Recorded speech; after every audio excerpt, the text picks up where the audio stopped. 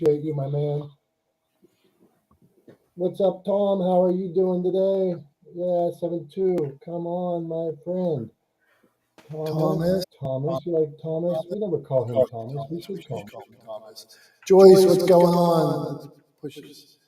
Not the smartest guys in the room. One of the things I wanted to talk about today, Tom, was. Hey, Tom. Hang on 1 second. Can you mute your mic on that side? Got a crazy echo going on. Not in Clubhouse. Your mic on your laptop there for the stream. Got it, brother. Still got a crazy echo. Tom, I notice anytime, I'm going to mute you real quick. Mute you. Yeah, turn your speakers off. When we start the show, if your mic's on, Tom, you gotta turn your speakers off on that side, dude. I got a crazy echo going on. Turn your computer speakers off. Are they off? Yeah, I don't know what's going on. All right, I'm gonna mute myself. I'll try to figure it out. See if it's on my end. Okay, good. We're working some bugs out here. So what I noticed, Tom, is if you take your Clubhouse mic off, then I get the echo back on. So I always try to, especially at the beginning of the show, so I always try to put so if we're both open at the same time, then I get an echo back. So I don't know what's going on. But right now, yours isn't on, so let's go. 7-2, what's going on today, my friend? Not just getting ready to do my own podcast later. I'm going to be talking about Stoic journaling today. So that's really what I've been focusing on, because I was in some rooms and talking with discussions of people, and they're getting towards that end of the year. They want to plant seeds, they want to do things, and so I was like, why don't I just create an episode about how I do it and the benefits of it. So I kind of lay it out very simple. So what is Stoic journaling? Tell me more. Well, Stoic journaling is taking I read quotes every day, Stoic quotes. I review, say if I'm looking at Marcus Aurelius's meditations, and he writes parables. So when he writes something and I read something, I think of a question that would go along with it. Like, for example, yesterday was don't lament on anything and get agitated with it. And that's from his 7.43. And the question would be, how can I be less agitated and complain about things, at the same time? So it's a simple question. So the reason why I made that question is because lament means that you're kind of circling, or you're thinking too much on the same stuff, and you're getting agitated because you're not getting an answer of what you really want, and you're overthinking. So I'll write a morning reflection, and then an evening, and then I'll write a summary of the day. And so when I think about the quote and the question, it really directs itself towards, am I processing things well? When I look at my summary, look at, how the day turned out. And a lot of times the quote and the question go hand in hand throughout the day. So it really is helpful. Okay, we're going to go down this route a little more. So something we've talked about in here before is paralysis by analysis. So I consider this close to lamenting. How do I know that you say things aren't going my way? Well, how do I keep myself from going down this rabbit hole of thinking, and over worrying, over analyzing? What do I do? Ask yourself, why are you worrying to begin with? That would be the first question. What has you agitated? So if your thought is not flowing, then it's okay, I'm not doing something by just my brain power. Now, how can I shift my mindset? I would tell you, go for a walk. You get your body moving, guess what? Your thoughts are not going to stay on just that part of paralysis. You're going to start to develop your brain waves are just going to start moving, because you're going to see sights, sounds, maybe temperature. It's going to change your environment. It's going to change your reaction to where you're at. So it gives you a mental break and thinking about something else, because once we start walking, when we start doing something else, it's like, look, let me put that on pause. Let me suspend that. I'm going to go for a walk, or I'm going to go and do something completely else and stay on that. Now, some people, their emotions are too tied up because they feel something is right. But here's the thing, your emotions will lie to you. Your thoughts of your comfort will tie you down. They will weave a web around you that will keep you paralyzed if you let them. But if you get your body in motion and you work on other things, then guess what? You start freeing up mental space and you start processing better. So hopefully that answers your question. Okay, man. Well, it could be that I just like to hear 7-2 talk and explain things, but no, it does. And I appreciate you breaking that down for us. Cause I think as we're going into month 12 tomorrow, and I bet there is things people in this room said they were going to do in 2022 that they have not done yet. So you got 30 days to do it. Tom, is there anything that you said you were going to start in 22 that you haven't started yet? I don't know if there's anything that I said that I was going to start that I haven't started. There are definitely goals that I had that I didn't hit and that I'm not going to hit. But, again, like I've talked about before, I kind of feel like that's okay because I did work towards them. I just didn't quite get there. Right. And I think, not only is it okay to have sort of big audacious goals that are at best a coin flip whether or not you'll be able to accomplish. I actually think it's a good thing because it pushes you to work harder, to stretch yourself, to push yourself further than a very reasonably attainable goal would be, right? So I achieved some of my goals for this year. I didn't achieve all of them, but the good news is that gives me something to work towards next year, right? Already going into next year, I already have things that I can work towards. So, I'm kind of a silver lining guy, right? Like I think there's always an upside. It's one of the reasons why I'm such a big fan of like the idea that failure is an opportunity for learning, right? Because it is, right? Every failure presents an opportunity, right? Every time you try something and do not succeed, you increase the likelihood that you'll succeed next time you try. I don't know that I have things that I didn't start this year. I might be able to think of a couple. Like, don't get me wrong. I'm not saying I started everything I planned on starting. I just don't have anything off the top of my head. But what popped into my mind is that I definitely have goals, specifically in my business, that I didn't accomplish this year. But that's good because then that gives me, I already have a goal built in for going into next year. And maybe I'll raise the bar on myself a little bit and push even further than I did this year. So there you go. That's fair, Tom. And I like this idea of like, I used to be in pharmaceuticals and insurance. And every year when the managers set the goals or, corporate set the goals, they'd be like these goals that would be like 50 times higher than anybody in the whole company would ever hit. And you'd try to hit them. And then there'd be other marks along the way that you were like, oh, this is good. This is good. This is good. So every year, like when I set my own personal goals, I'm like, oh, I want to have X amount of clients this year. Or like this year, one of my goals, I said, I want to sell one of my screenplays this year. I didn't sell one of my screenplays this year. Now, I don't look at it as complete failure because I wrote other ones. I went back and edited those. I met more people, made more connections, spent more time working at Amazon and Netflix and Paramount, where a year ago I didn't have those connections. And now I've got more screenplays, more connections, and maybe it wasn't meant to be, but I don't look at it, but I keep moving everything else along that maybe I'm in a little better place. That when I always look at like, okay, if you ever get in the room to pitch or to sell and somebody's going to say, well, we hate this idea, then what? Do you have nothing more to give them? Like, oh, that was it. I'll see you later. No, I'm going to have so much material and content that we will go, that they'll be like, I never thought about this idea. Go on, Tom.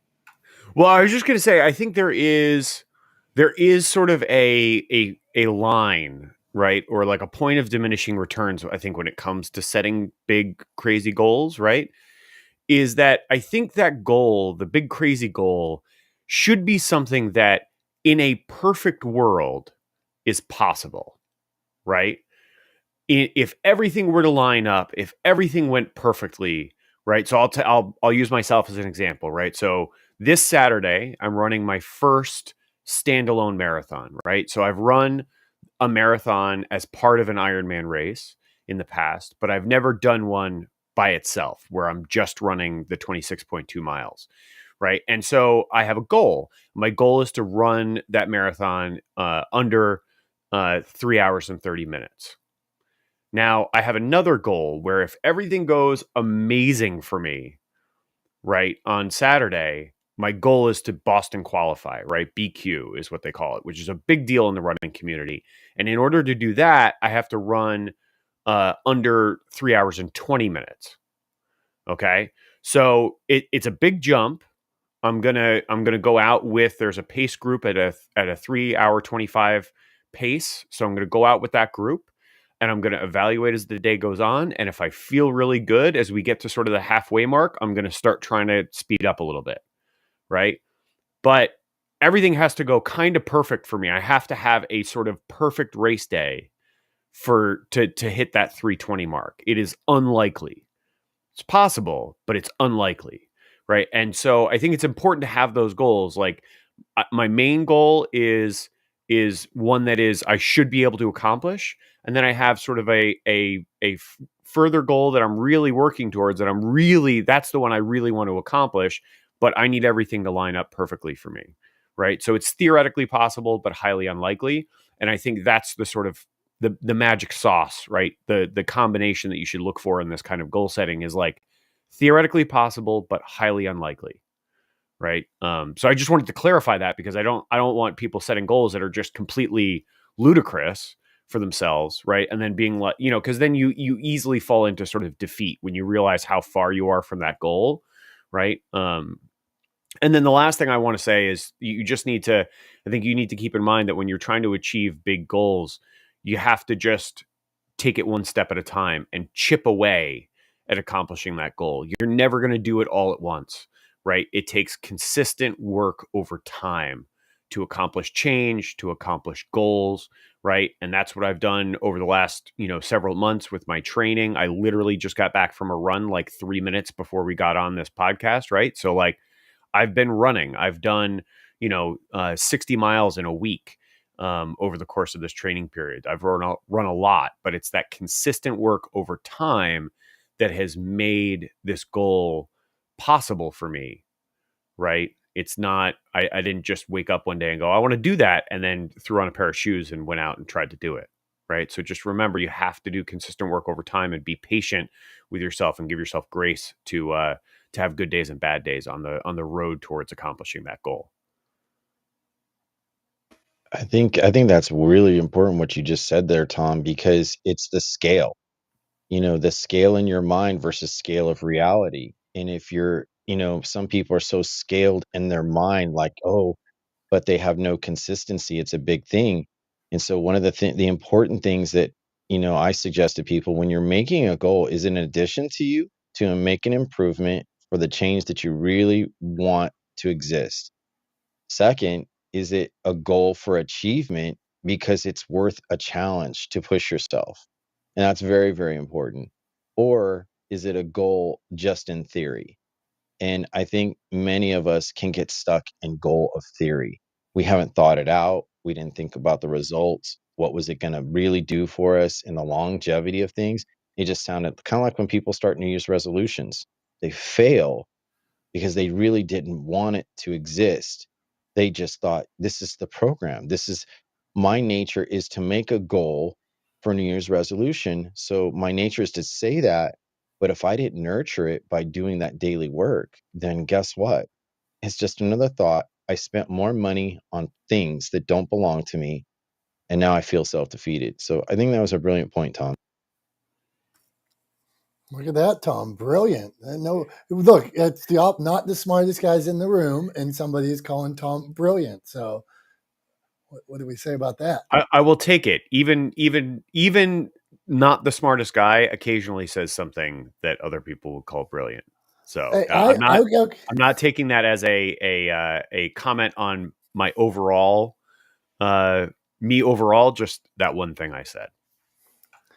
now we do have, look at this murderer's row of smart people. We got Prof T, we got Brian P. Swift.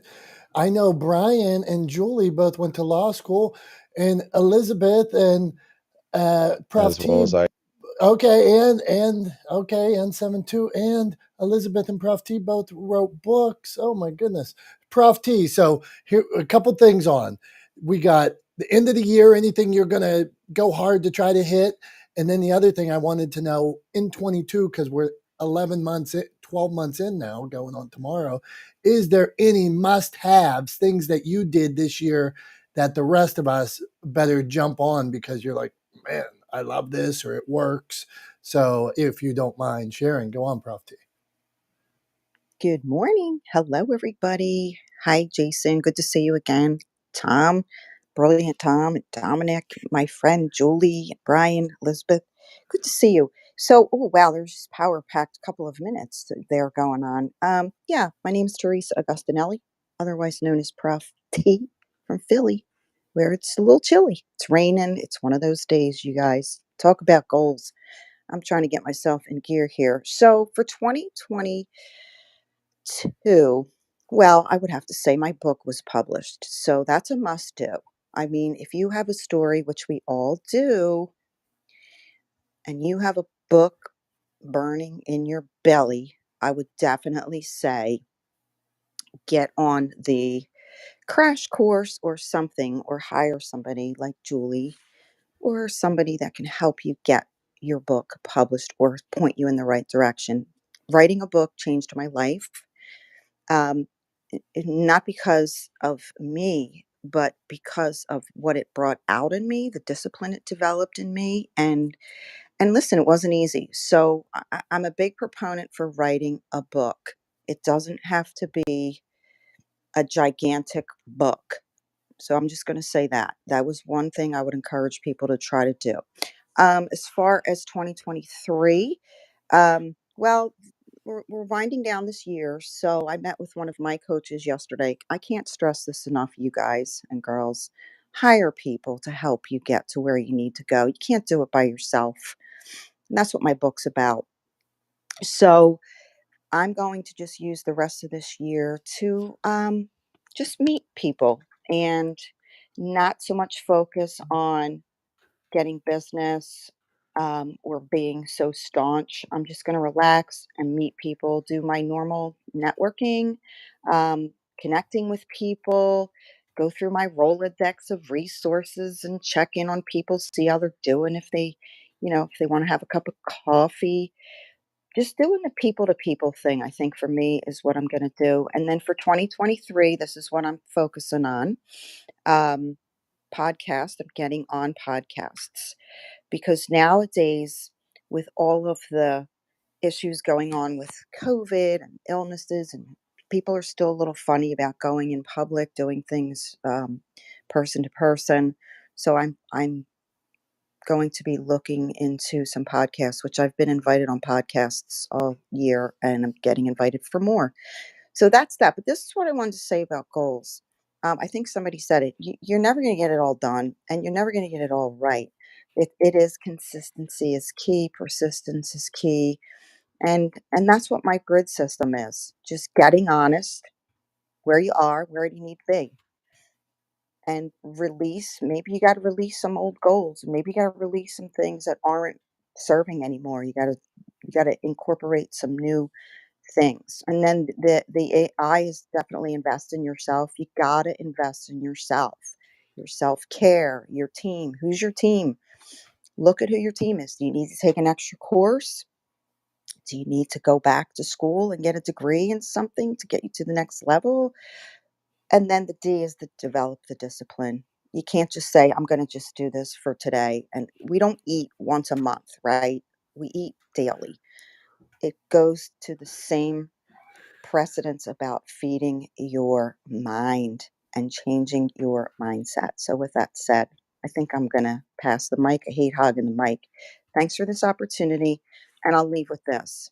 Never, ever underestimate the power that you have within yourself to do and be and have everything you were created for. It's doable. Thanks.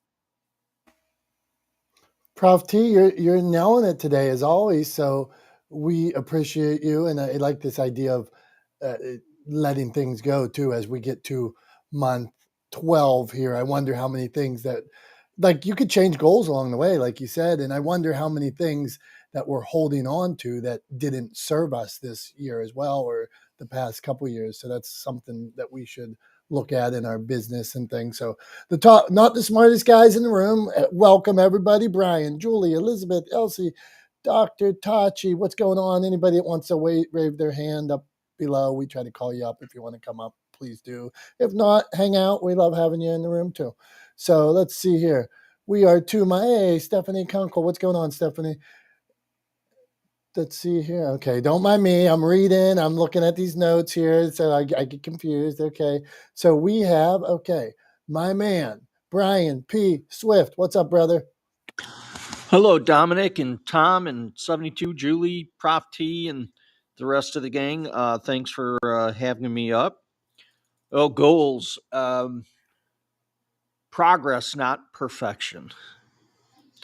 I think that's key to keep in the back of your mind. If your goals don't scare you, they're probably not lofty enough. And I think the importance of achieving those goals are celebrating some of the little steps. So Tom didn't start out running marathons. Tom started out running a distance. And my guess is he started out with a sprint marathon and then moved to a bigger marathon and then a bigger marathon and whatnot, and celebrated those wins. So I think celebrating little victories, even though maybe you don't get to where you want to go, is key, because it's proof that you can do what you set your mind at. I agree that consistency and discipline are so important, extremely important. And I'm a big believer in setting new goals before the beginning of the year. I know it's cliche to have resolutions. I've done it my whole life, but I started to try to set them between Thanksgiving and Christmas, and set out to start before the year gets started. It's my way of kind of cheating the new year and getting started early. I'm complete. Thank you. Swift, you sound great, man. And the inspiration, motivation, I'm feeling it. And good. Prof T mentioned write a book, and Brian's written a few and has a new one coming out real soon, Developing True Grit. So make sure you follow this stud, Brian P. Swift. Yeah, Prof T gave you a heart, Brian. Look at that. I am blessed. Yes, one of my goals this year was to finish a book I started definitely last year, and get it published this year. And I think we're going to be close. It is about I'll call it a characteristic that you can't learn anywhere in school, in any institution, and it's something you can't be taught by somebody else. But I believe it is one of the biggest factors in people's success, and that is true grit. So that's the book that I have written, and we're just doing some cleanup and finalizing, and I'm hoping it comes out in a couple weeks. Thanks, Tom. I'm complete. Hey, pretty cool, brother. Not the smartest guys in the room. That's what we called it. You guys, like, you contribute each week to what we do here. So we had a show that was just, or a room that was just keywords. And then my friend Julie said, you might be getting shadow banned because you have Clubhouse in the name of the rooms. And hey, we are admittedly not the smartest guys in the room. So what worked a year ago when we put Clubhouse in the title of the room, well, a year later, it might be silly and dumb to have it there. Who knows? But Julie, our friend, Prof T, talked about writing a book. You wrote a book this year. I'm all over the media casters content that you're putting out. What is something in 22 that you did, you had success with it, and we should all follow Julie, the Pied Piper, and do that as well. It's a lot of pressure here. So make sure you invite people while I'm talking. Everybody, 13 people, let's see, 7 shares. So let's share the room for the Dom and Tom show. But quite honestly, as I was listening to the conversation, Brian, Prof T, Jason, 7/72, what I became reflective because I haven't really done an inventory on my year, but what I know going into 2022, I make a word or a word for the year. And this year was fearless. And that was my word. And looking back now, I had a huge, I know you might not believe me, but it's true. I have a huge fear of public speaking, paralyzing in terms of getting on stages in person. And I told myself, I'm going to do it this year, whether I like it or not. It's holding me back because everything we dream of is on that other side of fear, is on that piece of poop that we are so scared of or think is our Achilles heel. Walking through it is amazing. So I ended up taking a lot of risks in terms of speaking on stages and strategic partnerships, putting myself out there. I can't even believe the way my business has changed. I stopped using fear as an excuse. So that was really huge for me. So just think about it. What is it that you're not doing? Stop doing the small stuff, like the minutia, if you will. Stop doing the busy stuff and free yourself up for the big vision for your life, whatever that may be.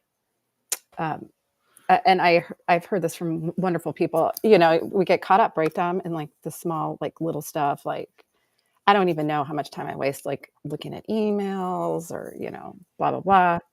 Start thinking about the big stuff. Do what scares you, and open yourself up to new possibilities and take risks, calculated risks. Thank you. And I drop my mic. Julie, thank you. And let me double back on something you said, because we've been in this virtual world a couple of years because of COVID and things like that. And there is this return to in-person events and things like that. So what advice would you give as somebody who was scared to step on a stage or something like that, or had a little anxiety about it, that has now done it and is doing it and has seen her business increase because of it? I mean, it's easy to talk on Clubhouse because it's not easy, but it's easy to just get up and talk. We all do it. But really feeling the energy of another room, and I'm talking like debilitating. I know I've shared the story about me like mentally blacking out when I was arguing in a federal case in court. And I was like, I am never doing this again. So I made the commitment never to speak in public again. But as an entrepreneur, as the leader of my brand, I have to be out there. So just doing it, bringing someone with you, or you got to get out of your own head, at least with speaking. You think everyone cares about you. No one's going to remember you in 20 minutes. Yes, you want to be memorable, but no one really cares that much about you. You have to remember the mission of why you're going out there and speaking, and have someone teach you how to speak. A lot of people don't know how to speak. The ums, the uhs, the fidgeting, the body posture, that helps out a lot, gives you confidence, and be really clear on what you're speaking about. If you're an expert on it, it should just roll off the tongue. What I realized is I can't read a speech. I have to just be in the moment and speak. I have talking points, but that's it. I just feel the energy and go. And it's been the most amazing experience. And I'm lined up to speak a few more times in the next couple months, but it's so energizing, and it's kind of like an adrenaline rush, if you will. So get the training, bring someone you're comfortable with if you're that nervous, and just do it. Nobody cares that much about you. Sorry. People care about Dom and Tom, but just nobody really cares that much about you, I guess, is the best advice I can give. And throw your baby out.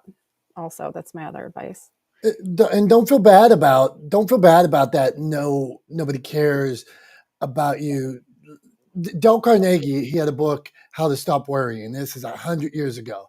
And in this book, How to Stop Worrying, Dale Carnegie, one of the founders of inspiration and motivation and getting along with other people and influencing people and stuff like that. He says people will care more about their own headache than if you die. And this is Carnegie saying it, not me, but to think that we're so worried about what everybody else has going, what everybody else thinks about us. And really they're thinking, I'm 5 minutes late. I got to pick my kid up. I'm looking at myself on the camera. Is my part right in my hair?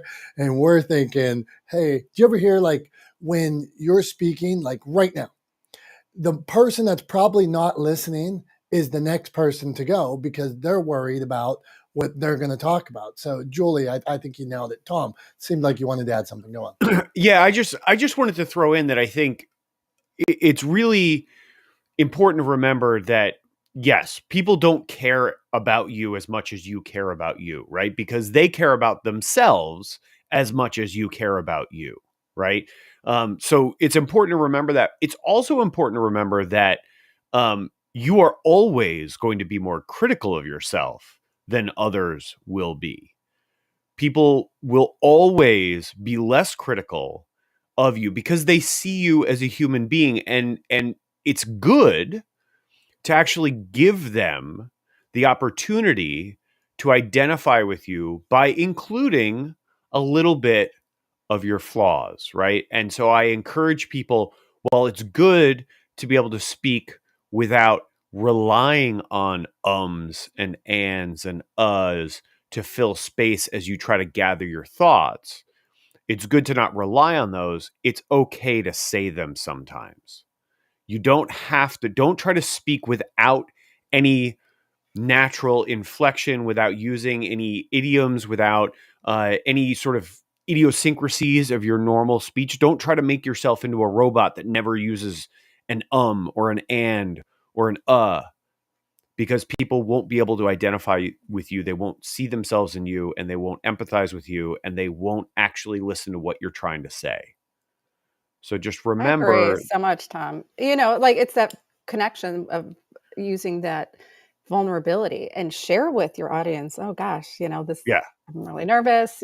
People get it. People get it. Yeah. Yeah. And it's a great thing too when you walk out in front of a group of people. I found, and I'm not the guy that came up with this move or this technique, right? But I like when you walk out in front of a group of people and they're really excited to be there, I talk about how exciting it is to be there. Right? I tap into that excitement in the room, right? I tap into that anticipation. I say it out loud because people look around and go, yeah, it is really exciting to be here. Right. And all of a sudden they're with you. Right. And they know you're with them. And now you're having a conversation rather than just talking at them. Right. So yeah, just a little thing I like to do. I always like to sort of put myself on the same level as the audience as quickly as possible. Because it just makes the whole thing go easier and it feels more natural. It feels more like a conversation. And I like to ask audiences questions and raise your hands and clap if you think this and stuff like that. Just get them involved. Anyway, I don't want to go too far down this rabbit hole, but yeah, I just wanted to say, like, remember, you are more critical of you than anybody else. So give yourself a little grace. Go on. Jason, do you want to add something there? I agree with both Julie and Tom. And people complain about the radioactiveness of people's reactions. So it's kind of like when people are unsure of saying something and they don't have that confidence to just like let it fly. It's kind of like playing a game of peekaboo. Like, is it okay? Is it safe? Or am I going to get my head knocked off? And people constantly worry about how I'll be honest. I can't stand the people who say, well, it's all about how you say it. No, if you didn't hear the message, your sensitivity is the problem, not me. So, as an attorney, there's things that I'll tell people, my clients, that will say exactly like, look, this may not be convenient for you. This may not be really safe emotionally for you. Like when people say like this is a safe space, those are the most toxic people I've ever come across. Because if you have to say it's a safe space, in my opinion, it means you're not, you're just you're kind of afraid of what may come into play. But if you take and say, hey, I'm speaking on this position, this is my opinion, the natural order of things is they're either going to accept it or not. And so it goes back to people really don't give a shit, so they only care about their self-interests, their points of their self-interest to what you say. And if there's none, then why take offense to it? So it really boils down to that. I mean, that's my position. People may argue with it all they want, but that's what it relates to me. And do I take offense sometimes? Yeah, it's human. Do I don't most of the time? Yeah. I mean, I could blame it on being neurodiverse and saying I have Asperger's, but that's my superpower. So I just kind of like, look, I can talk to certain people like Julie, or I can talk to you, Dominic, or I can talk to Brian. I can listen to Dr. Tachi, because if they say it exactly as they know it, then I'm learning and I'm collaborating. And then there's no disparage of how to take an emotional position when there doesn't need to be one. So I just want to say that. I'd love to add to that thought if I could. This is Elise. Because I think that to your point, there is a great deal of value that comes from being able to communicate authentically, even if it's not as tactful or graceful as it could be.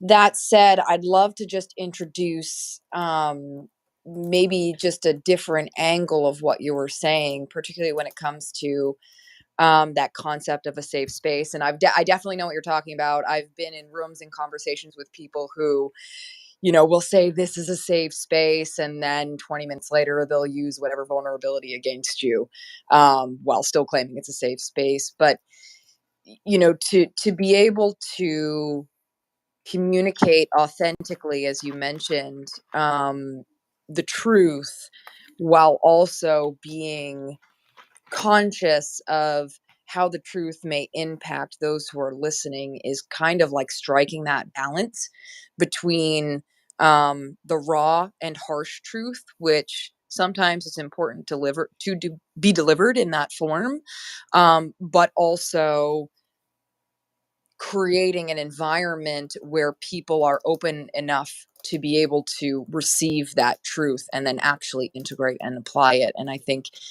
Clubhouse is such an interesting breeding ground for both extremes that it's almost like a fascinating social study, if you will. And I think where I have been able to gain the most tangible and meaningful information and wisdom in rooms and conversations, on Clubhouse and in person, is where there's truth, but it is communicated in a way that I am able to receive it. So sometimes when we are in environments that are nothing but the raw and harsh and gritty truth, we may not always be able to receive it in a way that we're able to apply it. So it's just making those small, slight changes depending on the person, depending on the truth, depending on the environment, so that you're able to communicate with somebody in a way that they can actually receive it. And that is an art and a science. And I am hard pressed to find anybody who has fully perfected it, but it is definitely something I think we all get better at. And it sounds like I am in a room of people who certainly understand that art and that science. So it's great to be in such good company. I'm complete. Thank you.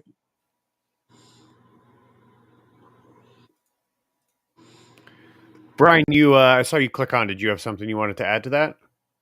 Yeah, I believe at least part of what you're talking about, and I agree with you, is knowing your audience. And I think it's important to know your audience, because you could talk to, you may need to deliver the same message different ways to different people. And that's, I think, very mindful to do if you're talking to a single person or maybe a couple people. I think when you're talking to a large group, being authentic definitely helps, because you can't control the way each person is going to take your message. But I agree overall. Thanks so much. I'm complete. Thanks, Brian. Love that. And yeah, I think, what I was thinking about listening to what you were saying, Elise, was that you really have to remember, whether you're in a one-on-one conversation or in a group dynamic, or you're speaking up on a stage in front of hundreds or thousands of people, you're there when you're working towards delivering a message, when you're trying to get a point across. You have to remember that it's all about your audience, right? It's not about you. You already get the point, right? You already know the point. You've internalized what you're trying to say. You understand it, you appreciate it, you believe in it, etc. You're there for your audience to help them, right, understand what you already understand. And whether that's an audience of 1 or 5 or 500, the approach is, relatively speaking, the same, right? That you have to, in that way, that you have to remember that you're there for them, right? That you're there to help them, not to help yourself. You already get it, right? You're already done. You got to help your audience get there too. And so, yeah, I think that's a super, super important thing to remember whenever you're speaking and whenever you're trying to make a point, right? Or share a perspective with somebody, that you have to meet them where they are, that you're there for them, right? What do you think, Dom? I know you've done a lot of speaking. And I'm interested in the point. I wanted to bring up one of my authors, Joel Holk. He used to say that the person you are speaking to, they're not seeing the world through your eyes or the story through your eyes. They're putting themselves into your story and thinking, how would I react in this story? How is this like my life? How is this like when I was a little kid? What was I scared of? And then that's how they are interpreting your story. I did want to go back to a Lincoln quote. I'm a fan of Lincoln, and Lincoln said, if you want to be a good speaker, before you get up on stage, get punched in the nose. And his belief was that if you were passionate about something, that then you would be a good speaker on. So I would wonder, if we whittled down, if I got you to talk about your favorite thing, whatever that is. If, in my case, maybe I'd talk about the Pittsburgh Steelers or whatever. I wonder if you were talking about your favorite thing, whatever subject it was. If Julie got up on stage, when Julie said she was afraid earlier, if I got her talking about, is it a French bulldog do you have? What kind of dog is that, Julie? Well, Julie has the cutest dog. She does TikToks on with this little dog all the time. So I would think if she could get up there, you know what kind of dog it is, Prof T? Yeah, it's a French bulldog. Cute Okay. little thing. She's got Yeah. 2 now. Okay, see, so if you found somebody that was super passionate and you get up on stage and talk about French bulldogs, or that, and you asked me about my speaking, Tom. I used to speak on bullying once in a while. I have my approach when I wasn't on stage. I would tell my own children, I would say, turn your cheek, warn them. If somebody was messing with my children, this is the message that I shared, not the message I could share on stage. Turn your cheek. Jesus turned his cheek. I'm like, okay, so that's probably a good idea. Warn them. So the second time they mess with you, warn them. And the third time, fight like hell. And this is your dad. This is dad telling my kids, that was my advice on bullying. When I got up on stage and got paid to speak about bullying, that wasn't a message I could give. So my message wasn't sincere. I did not love speaking on bullying. I no longer speak on bullying. It wasn't for me. So you find out the things that you like to talk about, that you don't like, that you're good at, and chase those things that you're passionate about. Okay, our next speaker, guest, profile, thumbnail picture is our friend Elizabeth, and she is passionate about travel. So we were talking about, you heard the conversation, so I don't need to tell you what's going on. You can jump in wherever you want. Go on, my friend. Hi, Dominic. Hi, everyone. I haven't been here for a very, very long time, and I've just been very busy. And I loved what Julie said about not being able to read on stage. I do a lot of public speaking. I am actually the regional director of the Global Women Club Cyprus. And our motto is, if you want to empower a woman, give her a microphone. So public speaking empowers people. It gives you a lot of confidence. And it's all about practice. And I think one thing that Julie said, she doesn't like to read, and good for you, because there is nothing worse than watching people read their PowerPoint presentations. I always feel like saying, why didn't you just distribute it? We could have read it ourselves.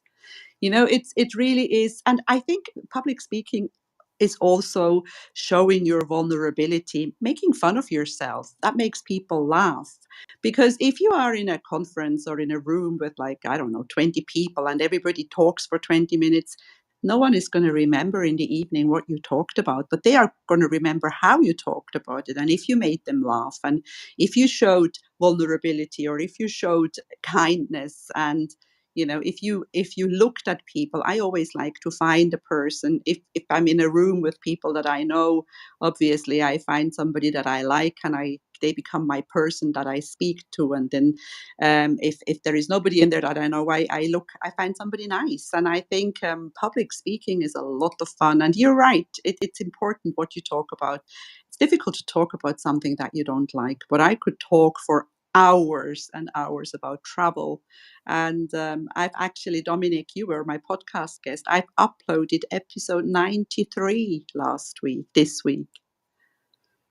And I mean, that's my part of public speaking is great. I love to speak on stage. I really do. And I have a lot of practice. I was a tour guide when I was young. So I started public speaking when I was 20 years old, and I was terrified.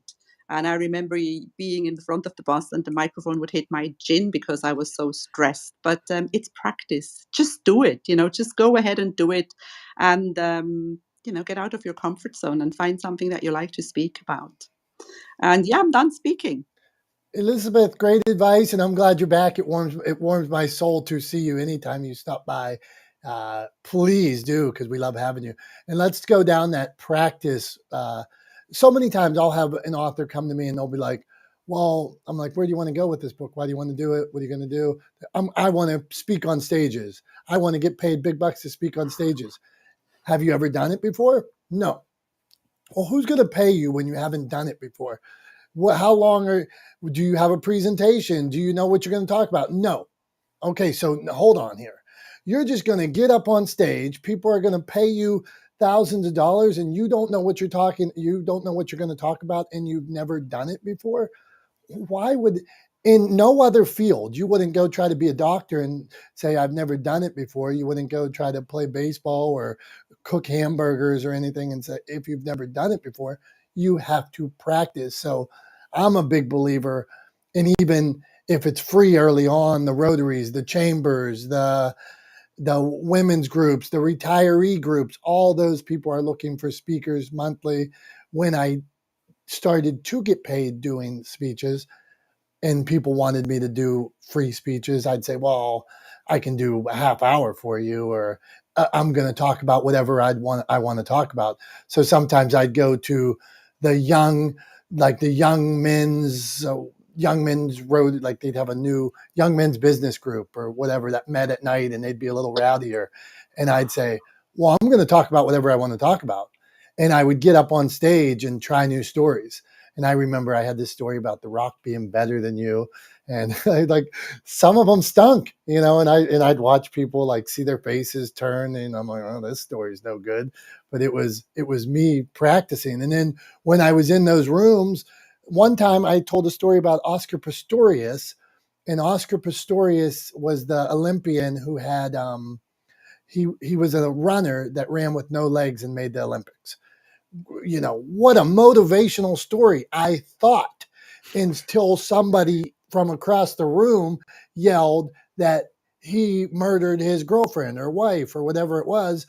And in the middle of my speech, two people started fighting because another guy was like, hey, he's here to speak, leave him alone. And there's this big like melee. And I realized that is a subject I'm never going to bring up again. So I learned in one of my free events not to talk about that again. Sometimes when I was getting paid, I brought up a story and it was about throwing chicken wings out the window and living for the moment. And I could see these ladies that were more mature seniors in the front couple rows. They did not like my story, and I didn't know my room. And that was a bad story to tell. So I learned. So practice, practice, practice. Dr. Tachi knows all about practice, knows all about media. So Dr. Tachi, where you weigh in on all this?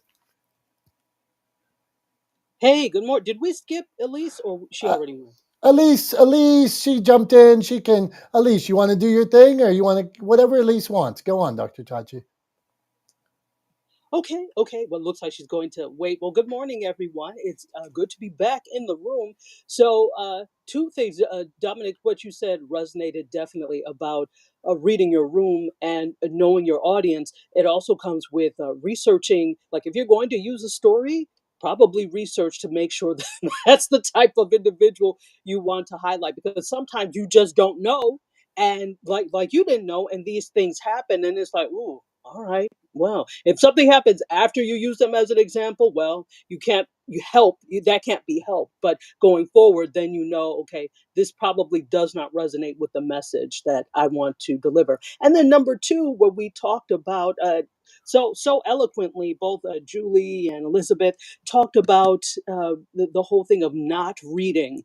This is why, and I'll say this again. Yes, I'm saying it again. This is why I don't like teleprompters. So there are so many people who will, I shouldn't say so many, but there are some people who feel they need to have their quote speech written out somewhere so that not only don't they forget, but that it goes smooth. Well, to Tom's point, it's not natural not to have little uhs and ums and things in your normal everyday speech. So if you want to sound conversational, it's okay definitely to have that. It doesn't mean your speech or whatever you're saying should be riddled with them, but it's okay to sound natural, and that sounds natural. Teleprompterness, and that, no, it's not a word, I made it one. Teleprompterness does not sound natural. On top of it, we can see your eyes moving as if you're reading. It takes a lot of practice to be natural and to use a teleprompter well. And even people that are professionals, you can still tell that they're reading in some sort of way. Now, that's a convention for news, right? That's a convention for presenting, and that's okay. Well, presenting awards and things, right? That's a convention there. It's almost a crutch, or it can be a crutch not to forget. So the better thing is preparation. What is the extemporaneous speaking is practice and prepared without memorization. Sometimes you don't have the luxury of doing it, but when you can, I would much rather have you use notes. And that's the thing. People think that they can't use notes. Why not? Who said that? Who told you can't use notes? You could write down bullet points to help clue you into what you're going to say next. Even with a PowerPoint, the rule is you really are supposed to only have about 6 lines of text per slide. And those should just be to clue you in to what you're going to further and more fully explain to your audience, not to read. So, because if you have a PowerPoint, for example, and you have everything on there, the tendency is to read. So don't put things in front of you that are going to make you use them as a crutch. So yeah, don't put too much on your slides for PowerPoint, and no teleprompters if you can help it. And with that, I release the mic. Okay, Dom saw me flashing and gave me the green light to hop in. So, yes, exactly, Dr. Tachi. Thank you so much for saying that. Please, I get this question, especially like from corporate clients, business clients. They want to create some content for their brand or their business, and they want us to write a script and then put it up on a teleprompter for them to read. And I always just say no. Right. And the reason I say no, and people are like, you say no to your clients? I say no to my clients probably more often than I say yes to my clients. But I say no to my clients about this because it is a very specific skill set to be able to read off of a teleprompter and not have it sound like you're reading off of a teleprompter. There's a couple of tricks to it. One is tons and tons of practice. Lots of reading out loud to people with inflection, adding life to the characters and the words on the page and what you're saying. The other is creating space in between the sentences that you read and adding in some little extemporaneous commentary that's not on the page. Adding in little bits of things that pop into your head, allowing yourself to use normal modes of speech while you're reading. And doing that, you can actually make something that's read off a teleprompter sound as if it is off the cuff. So you can do it, but it takes a ton of practice. Okay. And I would always encourage too, I think somebody, I don't remember who said this to me. I heard somebody say one time, do you know what PowerPoint slides are in a presentation? And I said, no. And they said, it's the speaker's notes. They're for the speaker. They're not for the audience, right? So bullet points on your slides. I like to use literally not even a sentence, a phrase. I will have, like, when I do a presentation with slides, I will literally have like a 4-word phrase on the slide, and that's just big letters up on the wall, and then I expound on that, right? So just remember that those notes are for you and not for the audience. And if you ever get up to do a presentation and you find yourself reading your PowerPoint slides, actually, no, let me rewind that. If you practice a presentation and you find yourself reading your PowerPoint slides, delete the text from them and just put images on them instead.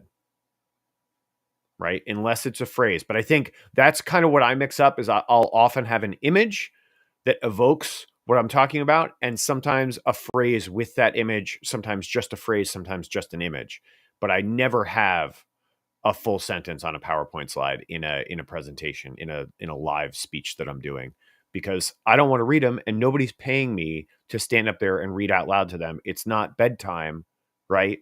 I'm trying to deliver a message, right? I'm not reading a bedtime story. So yeah, so just something to remember.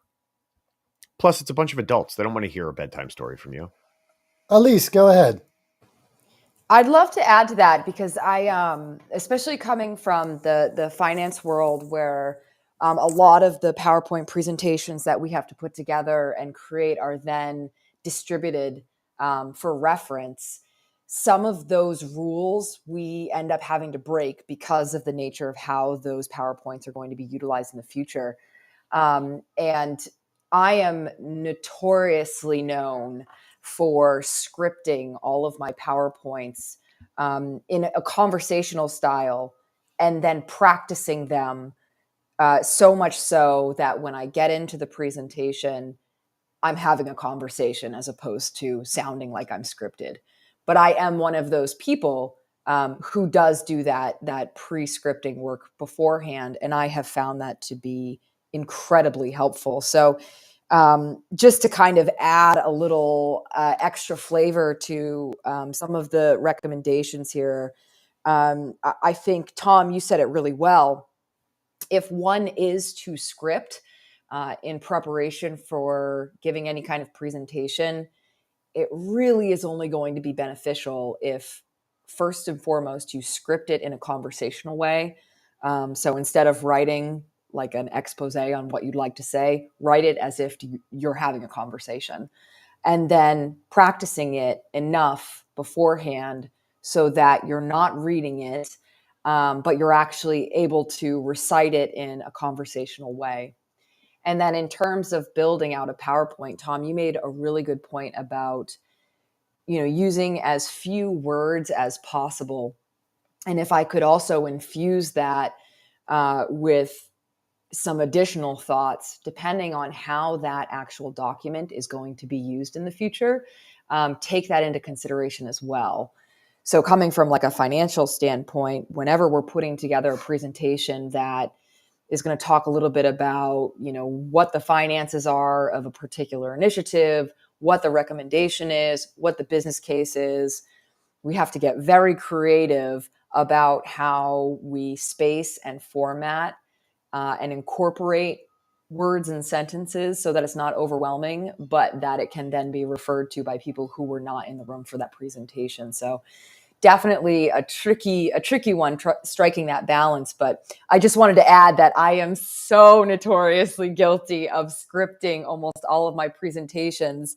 And one of the ways that I have been able to overcome that potential of coming across as stiff when I actually give the presentation is just by running through it and practicing and speaking it out loud, so that it becomes conversational. But it just made me laugh when you were talking about how scripting can be a crutch, because I know that crutch well, and sometimes it can be helpful if done right.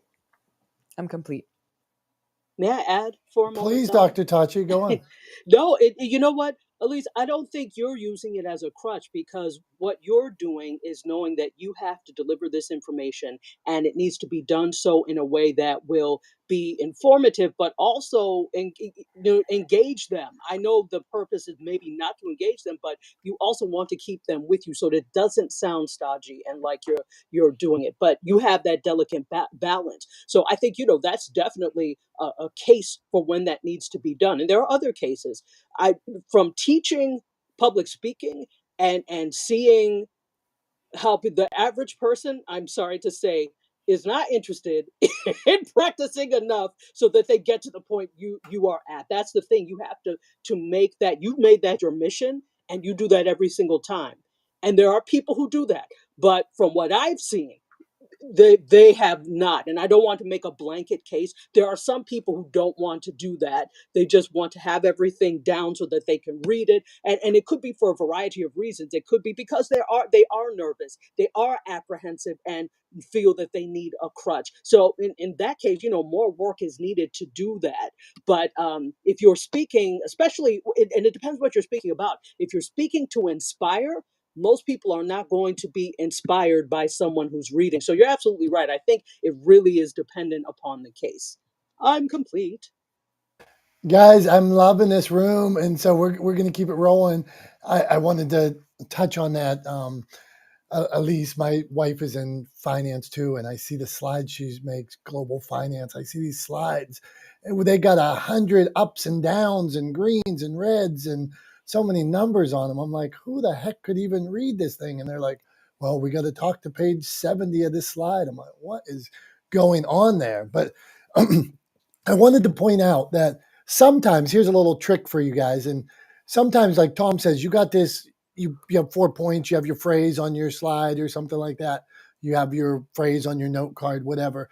I think you should be able to do that. This is going to blow your mind here. If you have a speech in your basic whatever presentation you're going to give, if it's Dr. Tachi on media or Tom on legendeering or something, you should be able to give that speech in 30 seconds. You should be able to give that speech in 1 minute. You should be able to give that speech in 20 minutes. You should be able to give that speech in an hour. Well, how the heck could I give the same speech in an hour that I gave in 20 minutes? Well, because you have the core 4 points you need to hit, 3 points you need to hit, those things that were up on the screen, but you could add stories. I know if I need to make that an hour and a half, well, then for each of these 5 points, I'm going to need to add a story here, story here, story here, story here. And then I would know which stories I'm going to add. And for an hour and a half, I'm going to say, well, I need to have 3. And then what's interesting is you guys point back to the slide. If you are placekeeping on that slide and if you write everything down on that slide, you're screwed if time gets off. Sorry for my language. If all of a sudden you have an hour and all of a sudden you wrote everything down on that slide, well, I'm just jumping ahead a whole slide or 5 points on this slide. But if you can move it faster at some points, well, you could tackle that point, like I said, in a minute. Okay, well, I dropped these stories because I'm running out of time. I glanced up at the clock. I got an hour here, so I need to speed this up. I'm going to drop this point, add this story here. So, okay, we can go down this route all day long here. So I appreciate each of you. You are bringing it today. One of my dear friends, Stephanie, she's doing performances. What would you call it? Performances, coaching all the time. So, Stephanie, you got any tips for us? How are you doing? Missed you, my friend. Missed you too. I'm glad to be back. I quit my day job before I went on vacation and then took a 2-day vacation. And Hey, can we so clap? Hold on. Let's clap up for people that say, I want to quit my day job and I actually did it at some point. Clap. Oh, look.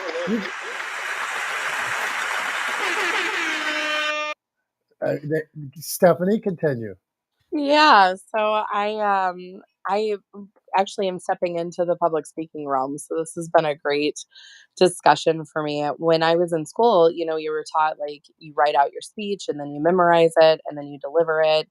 And I was never that person. I could never write out a speech and then deliver it. And anytime teleprompters, notes that have, what I'm supposed to say in them, I can't use them because if I miss a word or whatnot, it trips me up. And so I'll write it out if I feel so inclined to, but I never follow what's on the slides. And I'm a firm believer that I don't talk to anything that I don't fully understand.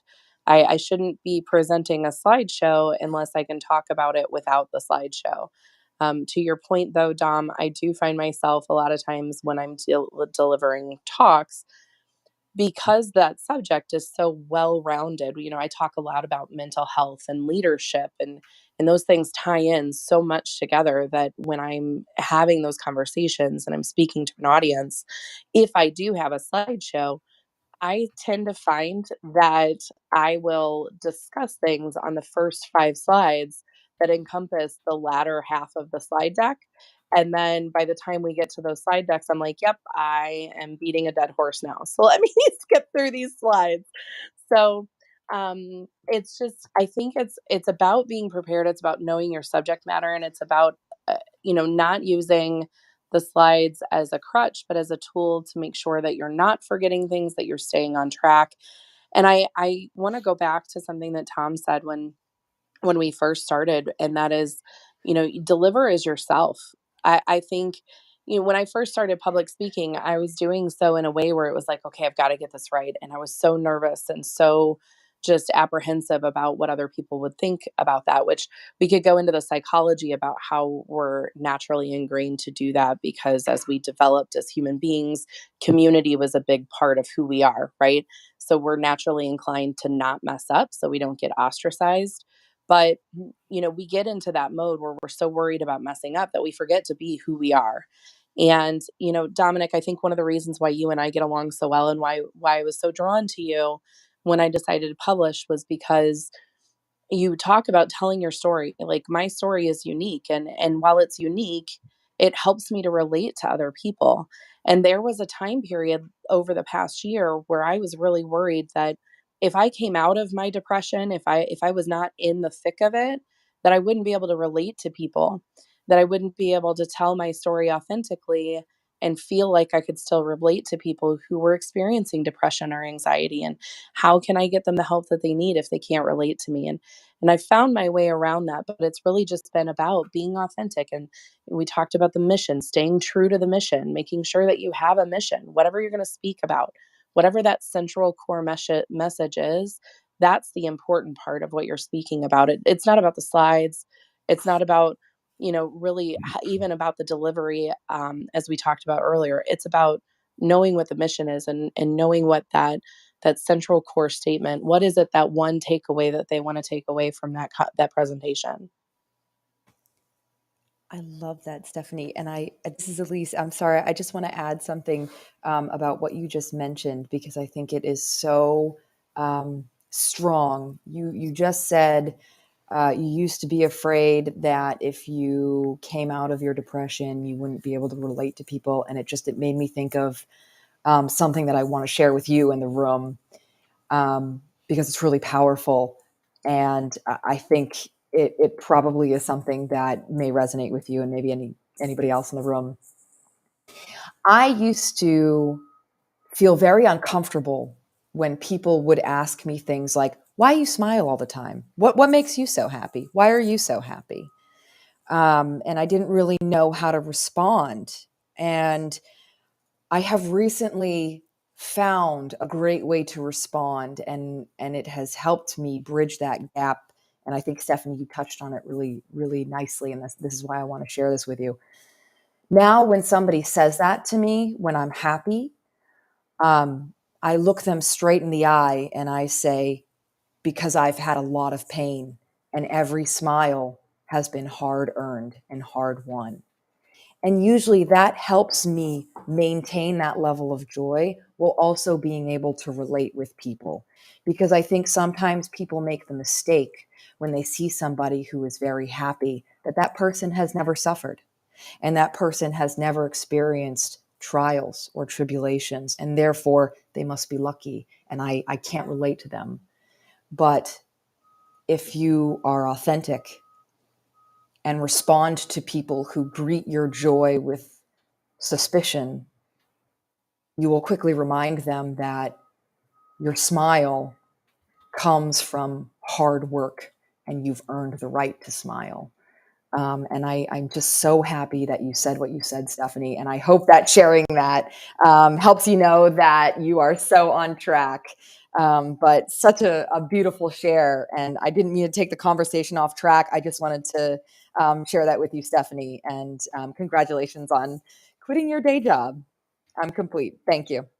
Thanks, Elise, Elise. go on, Steph. I'm going to just jump in and just say thank you for sharing that, because I think, that's where I come from now, is a place where understanding that even though I'm in a happier space, and I can fully say that, like, I call it remission, because with the way that depression works is sometimes it comes back, right? So I feel like I'm in full remission, and things are in a good place right now.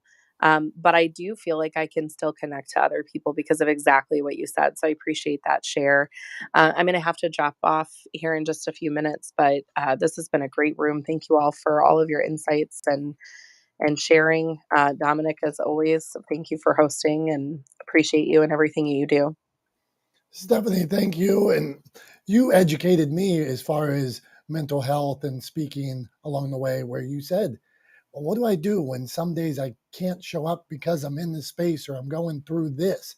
And that was something I had never thought of or understood. And you helped me. Like you used the term, she was managing depression. So thank you, Stephanie. Prof T, you wanted to add something. Go ahead. Hey, yep, thanks. Um, so I just wanted to share logistically regarding speaking. Many of you may or may not know, I teach at a local university here, and I've been teaching since 2012. And at the end of every semester, these are undergrads, psychology, sociology, criminal justice. At the end of every semester, I tell them that we're going to have your final presentation. And every semester, they give me all kinds of, they would prefer a test. They would prefer 100-question exam over a 15-minute presentation. And this is what I wanted to say. Since 2012, fast forward to this past couple of years, the communication skills have declined among young people. And so I won't give them a written test. I always tell them we are going to do a presentation, because the biggest fear among these students is getting up in front of people. And I think that it shows how far we've gone because of COVID. So when I'm working with students, I help them with their communication skills. And when I'm working with adults, you guys, companies, one of the things I'm seeing we are lacking is communication skills. So whether you're on a stage or you're across from somebody or you're in a room with 2 people or 10 people, communication is key. So I think it's important to remember that no matter what you're talking about, no matter where you're speaking, you got to have good communication skills. It's the way it is. So, with that said, I think we should remember to pour into the next generation, because they are the future. Thanks.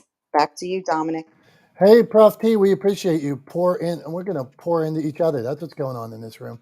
Okay, we have a hard stop at 11. So we have 1, 2, 3, 4, 5, 6, 7 people that are going to come on here, and they're going to share a tip with us, a 22 tip or a speaking tip. But if you see me Expediter, I used to work at Fridays, and the expediter always yelled and screamed and made us move things along quicker. So if you see me doing that, that's the reason why. So Dr. Laura, love the picture, by the way. So go on, Dr. Laura. Oh, goodness. I agree. I'm happy to be here, and to expedite, I'm happy to pass. That's Hey, all. no, well, I'm- come on, give us a tip. One tip. Know your material. I've having worked for 4 universities and overseas, working with the military, doing briefings. Know your material. Repetition is key, and that's it. I don't want to belabor because there's other people waiting. So thank you so much. I've spoken so much in my life. I'm good. Thank you. Hey, well, we always appreciate anybody who stops by, and I think it was somebody before saying safe space. And when we say it, we just try, meaning we got your back. If you come up here, anything we're gonna let everybody come up here, whether you've ever written a book or you've sold 3 million copies, or if you're thinking about making a video or you've Emmy nominated like our friend Tom. Well, we want to hear from everybody, and that's why we say it's a safe space. We're learning, we learn new things, educate ourselves. Amanda, what's going on, Amanda? A tip, something we need to do in 2022 that you did, or a speaking tip? Go on.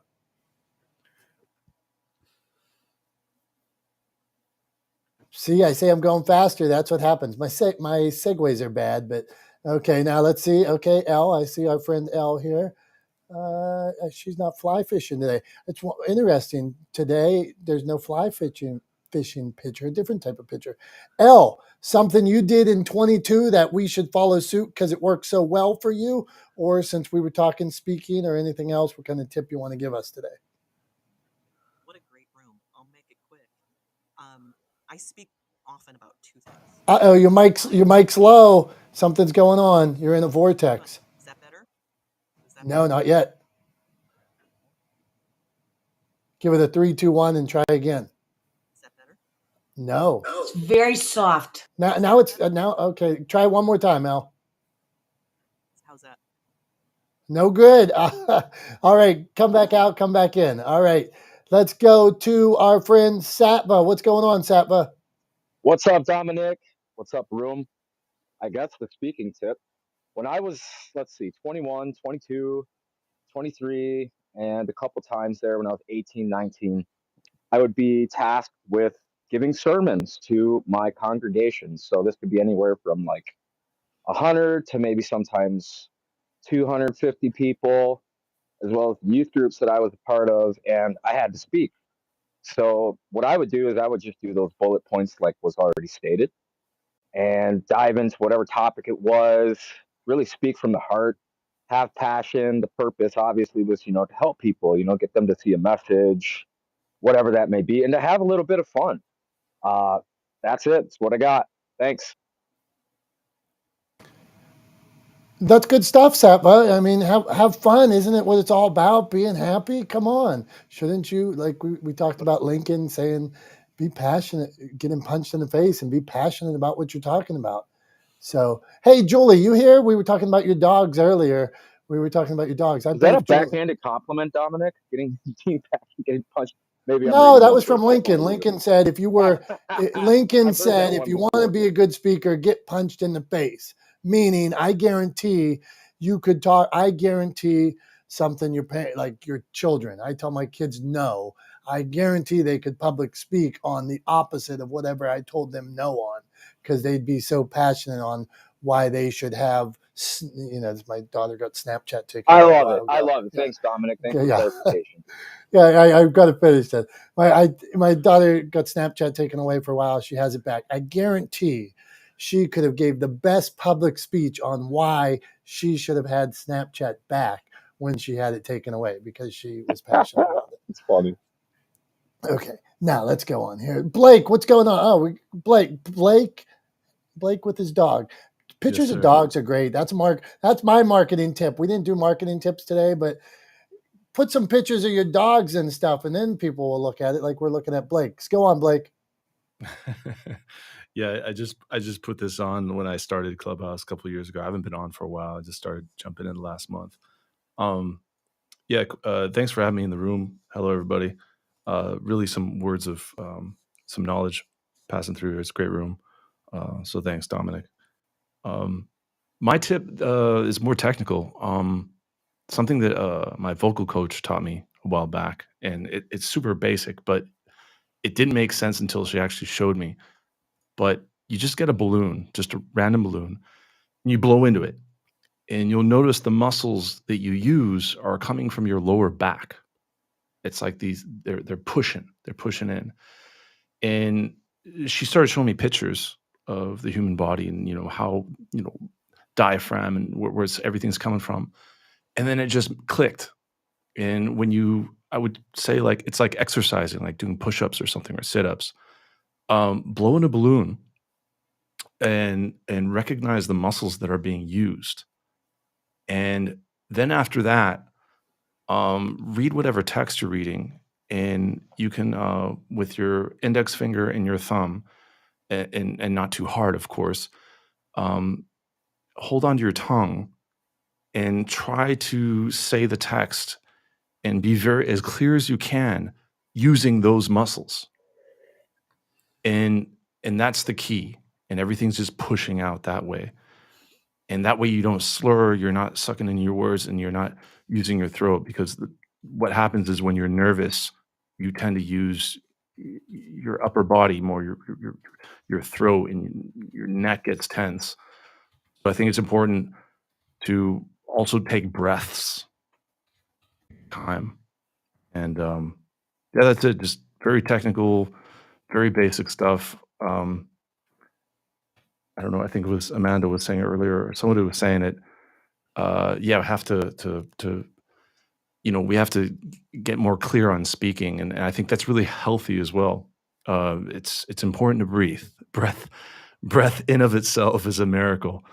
So yeah, that's it. Blake, I appreciate that. And when you go technical like that, I've never thought about the actual muscles and things like that. And we call this we changed the name a couple of weeks ago to Not the Smartest Guys in the Room. And that makes me know that I am not the smartest guy in the room when somebody drops knowledge like that. And I will say, on the breath thing, the audience, sometimes we're speeding through stuff. Like, let's say me, you guys are like, God, Dominick's annoying. He's talking so fast. But I could slow it down and pause here and there, and nobody in this room would be like, hey, this guy's pausing. So there is a point where you can say, hey, whoa, you can take a break, and the audience isn't going to say, wow, this guy, what the hell's going on? He stopped it always feels longer for the speaker than it does the audience when you pause. And as our friend Blake says, take that breath. That breath is okay. Okay, let's go to our friend Al. What's going on, Al? We're going to try this again. I think I figured it out. I think you sound a little better. It's not great. So let's give us a quick tip. My quick tip was, I like what Elise had to say about scripts, and how that works depending on what it is you're speaking about. I speak about two things. I speak often about wine. I do wine education. I do guided wine tastings. People don't want a scripted wine tasting. So my graphics are always bright, they're wine, they're food, but I'm not working off of that. So, but when I'm talking about fly fishing and I'm addressing a group of women, that's more technical. So I'm going to have a PowerPoint, and I'm going to have what they need to know. But even then, I want to infuse passion, because it is something that you need to feel and you need to be moved by. So I think depending on what it is you're speaking about, in Elisa's case, if it's something that's financial, is something that is very technical, you do need that. But I still think, for me, if I'm listening to a speaker, if it feels read and they don't have a grasp of the content that they are reading, I could read that myself. I could have stayed home. I could have read it myself somewhere. I want to feel something. I want to feel like they understand the material, even if it's technical. If that makes sense. So I think it's just getting very comfortable with your content. Really, really comfortable. I have absolutely loved it. Al, thank you. And this idea of, I want to feel it, me too. I want to feel when that speaker's, whatever the subject is, if it's about their dogs, if it's about their politics, if it's about whatever they are passionate about, I want to feel it. And I don't know that if you're reading across the lines, because you're focused on the next word that you're going to read and where the comma and period is, that the audience is going to feel it. We said we're going to get out of here. Hey, look at my segues. I am good. We said we're going to get out of here by 11. That's that. Tom, I like to put the pressure on Tom for wrap up. Some days Tom's just going to say, Dominic, no, you do it. I'm going to be like, So then you'll hear the uhs and buts and ums because I got nothing. Tom, take us home, my friend. Thanks, Dom. Yeah. So first of all, obviously want to thank everybody for coming here today, participating, educating, sharing your knowledge with Dom and I, because we are not the smartest guys in the room. And we appreciate you guys coming here every week and helping us learn, helping us all improve. I think it's one of those things that is often overlooked and underestimated. But together we have an incredible power to improve each other and to move forward. We only do that by sharing in spaces like this. And so we really appreciate it. Like Dom was saying earlier, when we talk about having a safe space, it's a space that is safe for everyone to share your thoughts or opinions in, to ask questions, to share knowledge, a space where learning and improvement is encouraged above all else. So that's what we're working towards doing here every week. We appreciate you guys tremendously. And then the last thing I want to say, I just want to share a little reminder for everyone.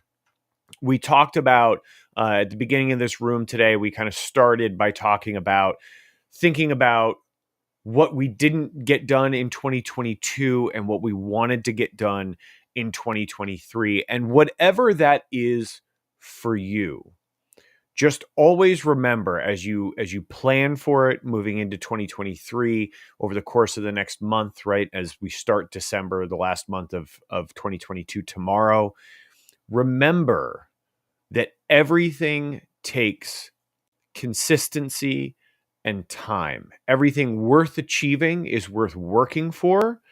And it will not happen overnight. There is no such thing as an overnight success for you, for me, or for anybody. What we never see when we hear people talked about or described as overnight successes is the tremendous amount of work, sometimes decades of work, that people put in before they achieved that big goal. So just remember that you have to put in that work over time with consistency to achieve those big goals. But don't be afraid to set big goals. So, my big goal, my big lifelong goal is to humanize the world of business through better communication, right? That is a ridiculously huge goal. There will never be a time in my life when I check a box and lean back in my recliner and say, well, I'm all done, right? It's never going to happen, but it gives me something to work towards every day. So find that goal for yourself, give yourself something to work towards every day. And let's have an incredible rest of 2022 and an even better 2023. Thanks everybody for being here this week. Really appreciate you. Appreciate you being here every week. And we will see you next Wednesday for the next installment of Dom and Tom, Not the Smartest Guys in the Room. Thanks everybody. We'll see you then.